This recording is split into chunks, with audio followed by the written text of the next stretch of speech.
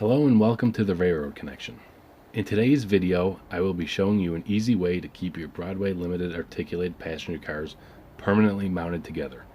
Before we begin, I would like to make note, performing this modification, the cars will lose a slight articulation around curves. You will need a minimum of a 24-inch radius curve to smoothly run.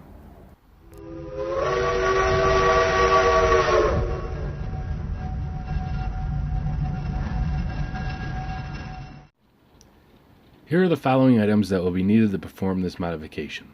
I prefer to use number 2 56 thread buttonhead cap screws along with the mating hex nuts. A sharp knife, proper drill bit, and a Dremel tool will be required as well. Super glue will be used to reattach electrical tabs, as you will see in the video. I would also recommend the use of a thread lock. We start by slowly pulling the two cars apart and completely disassembling the center section. As you will find, these separate fairly easily. The first part to be modified will be the drawbar in a simple two-step process. For step 1, we need to remove the prongs on both sides of the bar with a sharp razor blade. Here in step 2, you will use the drill bit to create a hole in the prong locations.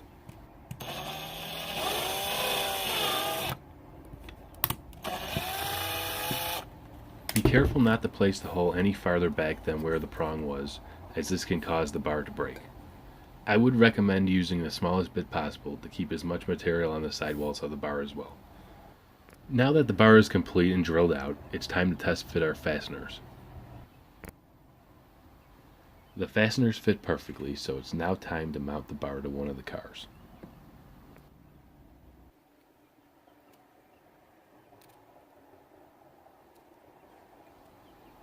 The drawbar is complete and we will move on to the upper deck plate. Using the Dremel, carve out the center section of both sides of the plate. This is needed to allow proper clearance for the head of the screw. Upon completion, the plate should have a nice H shape to it.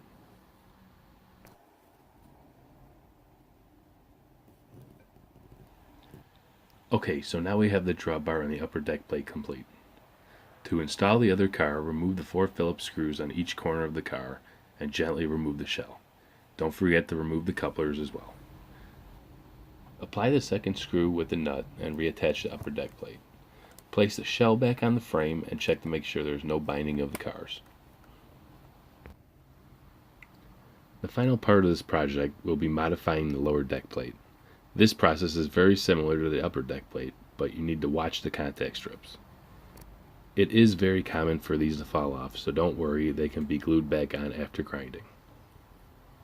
Here is a nice H shape again on the lower plate. Try to get as close to the strips as possible so the nut has clearance to maneuver. It is now time to snap the lower plate back on the car and check for binding. If no issues are found, the truck can be reapplied along with the shell screws. If there is trouble, look over the upper and lower deck plates and make sure fasteners have adequate room to move. There you have it. No more trouble with long passenger trains falling apart on grades, or for that matter, just picking up and handling the car. I would like to thank you for watching. Please like and subscribe so you don't miss future videos.